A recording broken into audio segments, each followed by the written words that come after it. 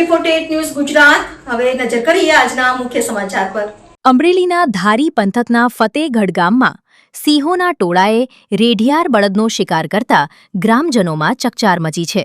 ઘટનાની જાણ થતાં વન વિભાગની ટીમ તાત્કાલિક સ્થળ પર પહોંચી તપાસ હાથ ધરી છે। ધારી તાલુકાના ફતેગઢ ગામમાં 7 સિંહોના ટોળાએ રેઢિયાર બળદનું મારણ કર્યું હતું। મારણ કર્યા બાદ સિંહો લાંબા સમય સુધી ઘટના સ્થળે જ રોકાતા ગ્રામજનોમાં ભયનો માહોલ સર્જાયો હતો।